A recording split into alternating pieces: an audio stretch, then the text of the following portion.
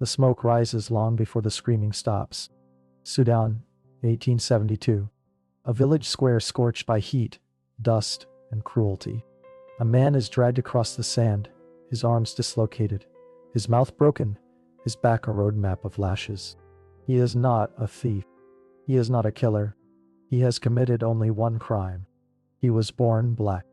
He is dragged to the pyre, naked, mutilated, silenced.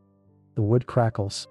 His screams pierce the air, then vanish in the roar of fire and cheering. A European writes in his journal that night, "They burned a man today for his insolence. It is said he insulted his Arab master. But the truth, he looked him in the eye. There is no grave, no name recorded, no trial, only ash, and the silence that follows." This documentary is not about slavery. Not just. It is about origin. The origin of a lie so powerful, so profitable. It reshaped maps, rewrote laws, and reprogrammed humanity's morality. You think you know where blackness began? You don't. But by the time we finish, you won't just know the truth. You'll feel it. If you enjoy watching and learning about history, make sure to like the video and subscribe to our channel. And let us know in the comments where you're watching from. It's incredible how we can explore history together from all around the world. Africa. Not.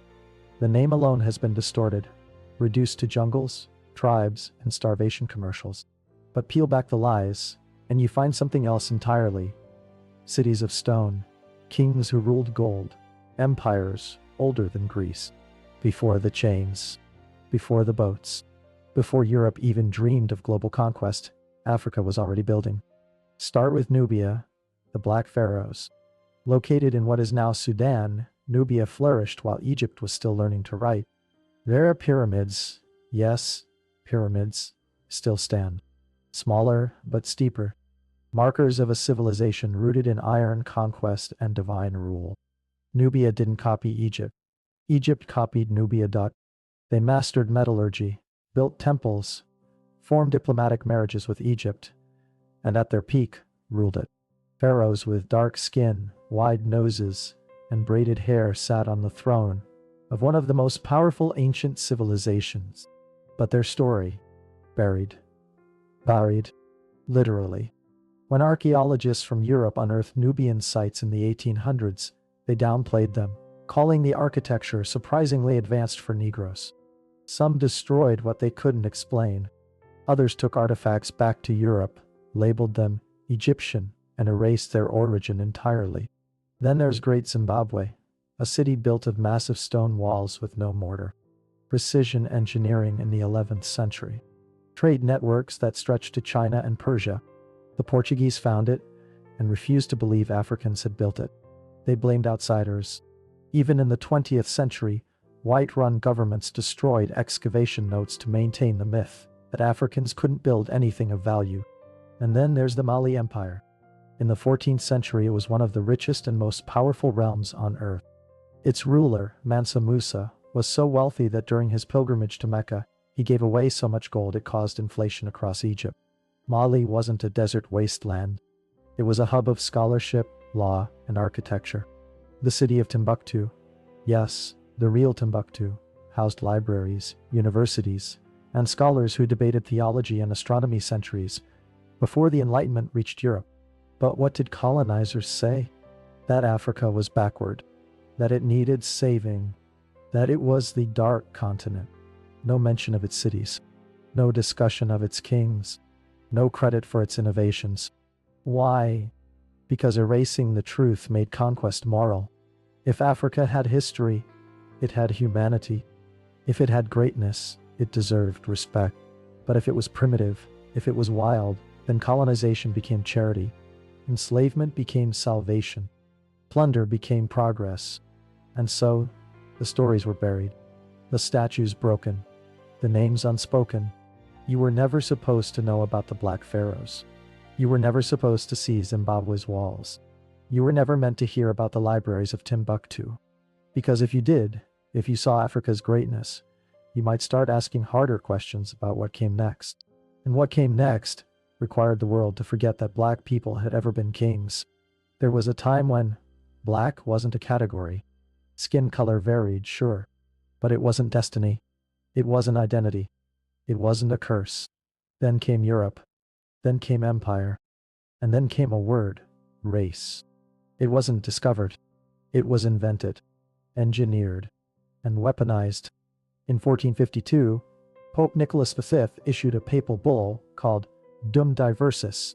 It authorized the Portuguese crown to invade, capture, and subjugate all non-Christians, turning them into slaves. It didn't name Africans. It didn't need to. It was a blank check for conquest. By 1481, a second bull, Aeterni Regis, expanded this.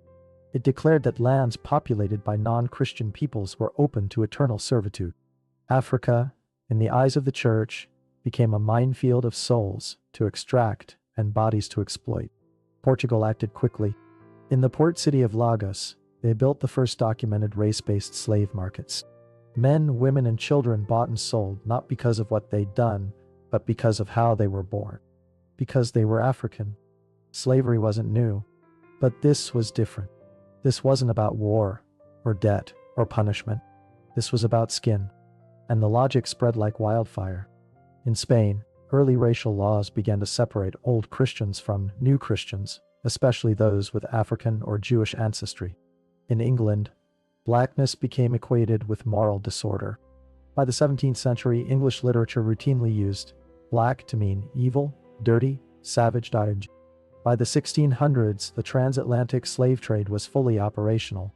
Ships left European ports, traveled to West Africa, and returned with human cargo, labeled, cataloged, insured. Blackness had become a ledger entry. But race wasn't just economics. It became theology. European scholars twisted the Bible to justify it. One verse in particular, Genesis 9:25, the curse of Ham. The story is simple. Noah curses his son Ham's descendants after an act of disrespect. But by the 17th century, preachers claimed that Ham was black, and his children became the African peoples. This was God's will, they said. A divine punishment. Blackness, they preached, was not just a color, it was a spiritual stain.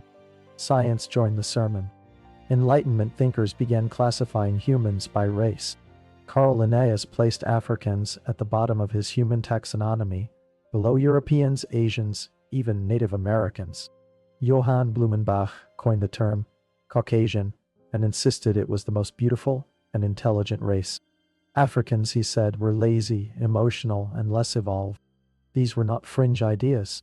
They were mainstream. They appeared in medical journals, university lectures, government policy. Blackness became more than a color, it became evidence. Evidence of inferiority. Evidence of savagery. Evidence of why colonization, slavery, and genocide were not only acceptable, but necessary. By the 1700s, race was baked into law. In the American colonies, laws stated plainly, if you were black, you were enslaved, permanently. If you were white, you were free, by default. Mixed children were enslaved if their mother was black. Freedom was no longer about religion, behavior, or status. It was about blood. The transformation was complete. Blackness was no longer identity. It was a sentence. A lifetime of servitude. A legal status. A mark passed from mother to child like a curse. The irony? Most of these European powers had never even seen Africa when they built these systems. They didn't know the Mali Empire. They didn't study Nubia. They didn't care. All they needed was an idea. An idea profitable enough to build empires on. An idea terrifying enough to control millions. An idea simple enough to spread like gospel. That people were meant to serve. And so race was born, not as a discovery, but as a decision. A tool.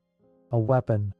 A myth so powerful that even today, centuries later, the world still breathes its fumes.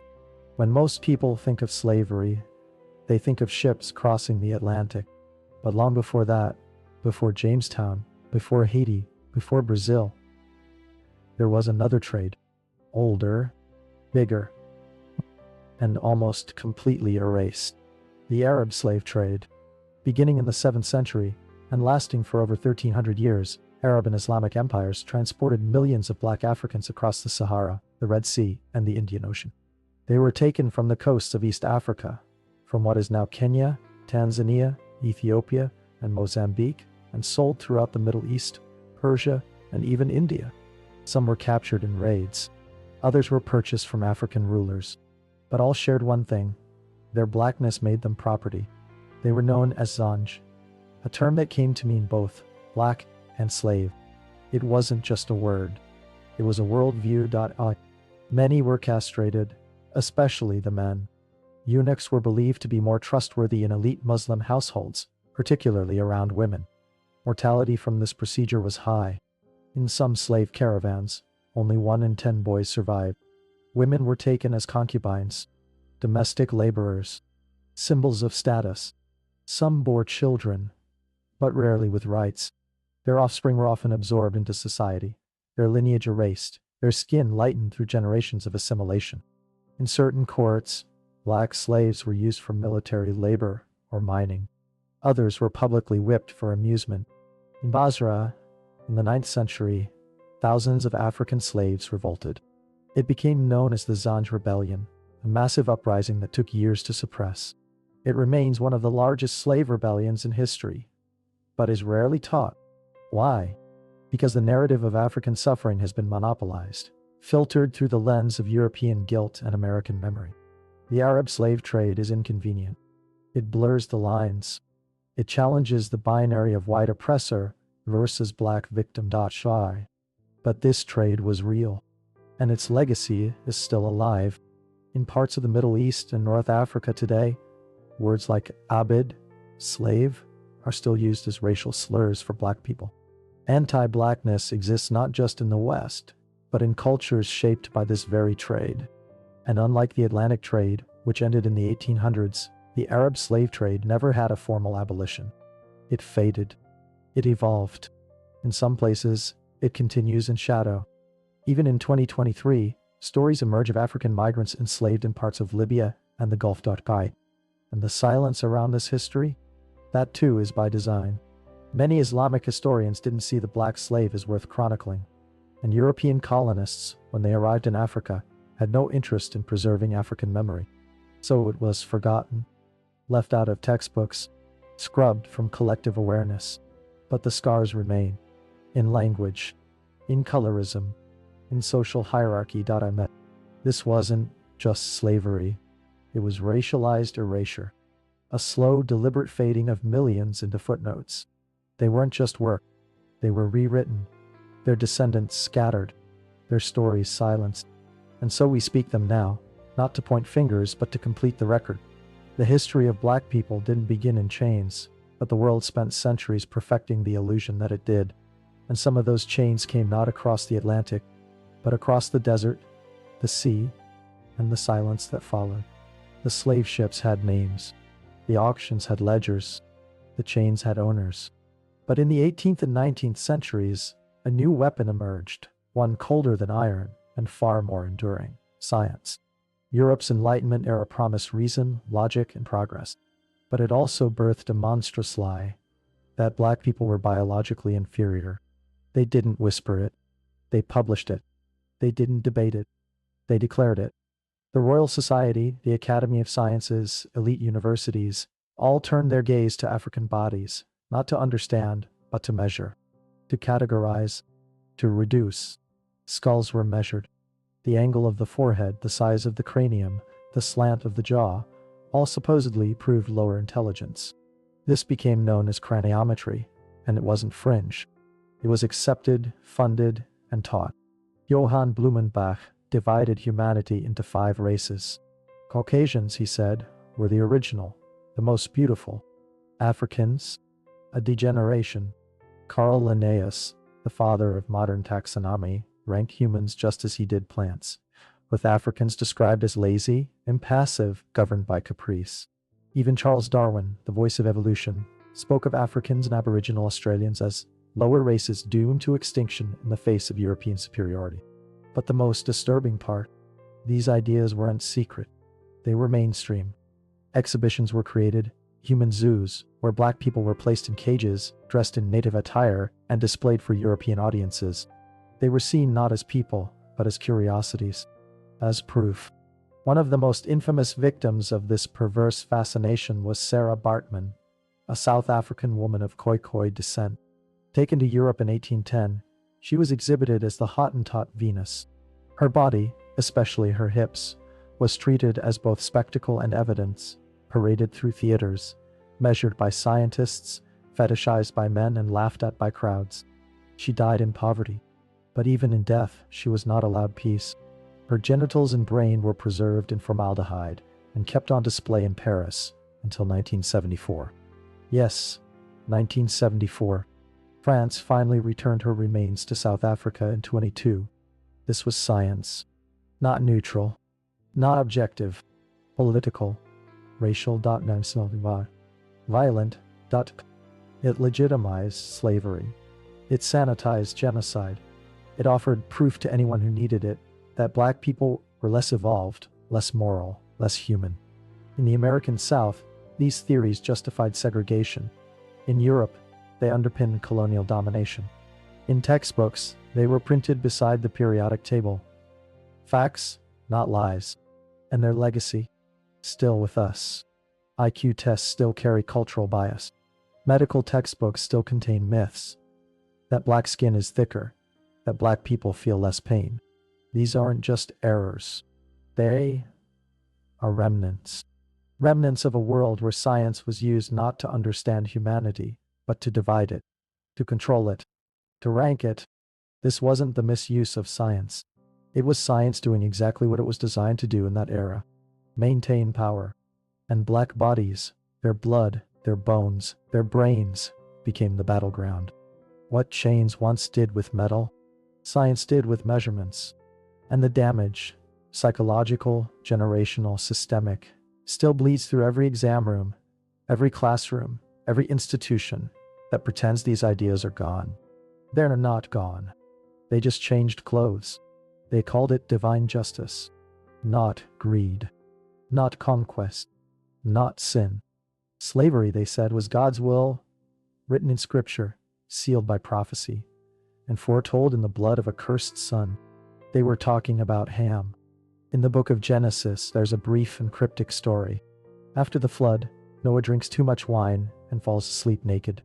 His son Ham sees him exposed and tells his brothers. When Noah wakes, he doesn't curse Ham directly. He curses Canaan, Ham's son. Cursed be Canaan. The lowest of slaves shall he be to his brothers. That's it. No mention of race. No mention of Africa. No skin color. But centuries later, European theologians twisted this fragment into something monstrous. By the 1600s, a new interpretation emerged. That Ham was the ancestor of black people, and that Noah's curse justified their eternal servitude. Preachers from England to Virginia declared it from pulpits. Pamphlets circulated across the Atlantic. The curse of Ham became not just theology, it became policy. Entire denominations were built on it. In the American South, pastors cited it to defend slavery. They told slave owners that owning black bodies was fulfilling God's word. They told slaves that obedience was holiness. Blackness became equated with sin, not figuratively, but literally. White skin, they taught, was purity. Black skin was punishment. This wasn't fringe ideology. This was mainstream doctrine, taught in seminaries, carved into sermons, and passed down through generations of believers. Even after abolition, the stain remained. Segregation was framed as biblical order. Interracial marriage was condemned as rebellion against God. The Klan carried crosses as well as torches. And while many Christians resisted this narrative, risking their lives to fight racism, the roots ran deep. The curse of Ham became part of the Christian subconscious. It survived abolition. It survived desegregation. In some places, it survives today. Ask any black person raised in a church that never questioned its past. You'll hear the echoes. It's in the hymns that celebrate submission, in the paintings that depict Jesus as a European, in the pulpits where suffering is sanctified, but justice is optional. Even now, some churches still teach that black people were meant to endure more, forgive more, suffer more, as if pain was part of their divine assignment. This is not Christianity. It is colonial theology, a gospel rewritten to justify chains, a Bible used not to liberate the oppressed, but to bless the oppressor. The irony, The real Ham likely had nothing to do with Africa. Modern scholars agree. The curse was local, tribal, specific to Canaan's descendants, not an entire continent. But that didn't matter. The lie was useful. And like all useful lies, it spread. From slave ships to plantations, from Europe to America, from seminaries to Sunday school. A single verse, twisted, mangled, weaponized, helped enslave millions, and its shadow still lingers. Because when suffering becomes sacred, injustice becomes eternal. What happens when your skin has always been a warning? Not a shield, not a gift, but a signal. To watch you, to fear you, to diminish you. What happens when every institution you touch, every room you enter, carries centuries of suspicion? That's not paranoia. That's history. Embedded. Repeating. The story of blackness isn't just about chains or bullets. It's about survival inside a story you didn't write, but that still shapes you. It's about trauma. Intergenerational. Systemic. The kind that doesn't scream. The kind that whispers through policies, images, silence. Start with the children. Studies show black children are perceived as older, guiltier, and more dangerous than white children of the same age. By preschool, black boys are disproportionately punished. By high school, they're labeled aggressive. By adulthood, they're either feared or erased. These aren't isolated moments. They're echoes of laws that once defined blackness as deviance. Lynching postcards were once sold like souvenirs. Bodies mutilated, burned, hung. Not in secret, but in town squares. Crowds gathered, smiled, took photos. Those photos were sent to relatives with cheerful notes. Not as crimes, but as warnings.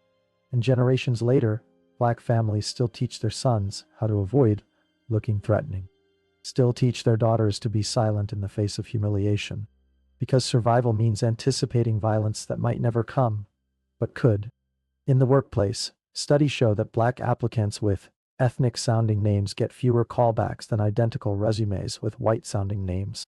In medicine, black patients are less likely to be prescribed painkillers or taken seriously. In schools, black students are more likely to be suspended, more likely to be diagnosed as disruptive, less likely to be labeled gifted. It's death by 1,000 policies. And even when there's no overt act, the weight remains invisible but heavy. It becomes code switching, changing how you speak, walk, dress, just to feel safe. It becomes internalized shame, wondering if you're too loud, too dark, too angry, too visible. It becomes fragmentation, splitting yourself into acceptable pieces because the whole is never allowed. Writers like James Baldwin and Frantz Fanon knew this well. Fanon, a psychiatrist from Martinique, wrote about the black skin, white masks, the way colonized minds wear the mask of the oppressor just to survive. How black people in a white world are taught to see themselves through the eyes of those who hate them. Baldwin said, "To be a Negro in this country, and to be relatively conscious is to be in a rage almost all the time, because you remember what the world forgets, and tries to forget again. This is the psychological cost of being black. It's not just injustice. It's the silence after. It's not just violence. It's being told you imagined it. It's not just history. It's living inside its shadow, every day. And yet, even with that weight, blackness endures. In art, in music, in joy that defies logic, in culture that refuses to die. Black identity is not just trauma, but it is shaped by trauma. And to understand that is not to diminish it, but to witness it. Because when you've been told your skin is a threat, you learn to turn survival into a kind of genius. They tried to kill it. Over centuries, through chains and scripture, science and silence, the world tried to erase blackness. Not just the people, but the idea, the beauty, the power. They tried to burn it out of memory, to bury it under lies, to silence it with laws. But it lived. Not just lived, transformed, evolved, fought back. Blackness became rebellion. It began with whispers on ships, slaves speaking forbidden languages beneath their breath, songs coded with escape plans, prayers whispered to gods that white men couldn't name. In Haiti, it became fire. In 1791, enslaved Africans led by Toussaint Louverture rose up against the French Empire. They didn't ask for freedom. They took it. They burned plantations, overthrew armies, and founded the first free black republic in the Western Hemisphere. They defeated Napoleon. But textbooks rarely mention that, because black victory doesn't fit the narrative. And yet, it happened. In America, it became resistance in every form. Harriet Tubman didn't just free slaves. She was a spy, a soldier, a strategist. Frederick Douglass didn't just give speeches, he shattered the idea that intellect belonged to whiteness. Even when the law said black people were 3/5 of a person, they became authors, lawyers, revolutionaries. And when freedom came, it was soaked in betrayal. Reconstruction was crushed by lynch mobs and Jim Crow, but blackness survived. It danced through Harlem in the 1920s. It wrote poetry that made presidents uncomfortable. It made jazz, blues, gospel, the sounds of survival. It marched in Selma, Alabama. It bled in Birmingham. It sat defiantly at lunch counters and in school desks that said, "Whites only." The civil rights movement was not just about rights. It was about memory, reclaiming the stolen truth of origin, and burning the lie to the ground. But even after segregation fell, the fight never ended. Because racism is hydra-headed. It hides in police reports, in health outcomes, in zoning laws, in voter suppression, in the algorithms that decide who gets seen and who gets shadow banned. And yet, despite it all, blackness remains unbroken. Because blackness is not just survival, it is creation. It is Beyoncé at the Super Bowl, dressed as a Black Panther. It is Chinua Achebe rewriting the African story in English. It is Malcolm's fire, Maya's voice, Mandela's patience, Nina's rage. It is the art of making something beautiful out of pain, again and again. Even now, in a digital age where identity is commodified, blackness refuses to be flattened. It is not a trend, not a costume, not a hashtag. It is a lineage, a legacy, a truth. Black people are not just survivors of history, they are authors of it. They are not just what the world did to them, they are what they did in spite of the world. And that matters, because the origin of black people is not slavery. It is not suffering. It is civilization. It is resistance.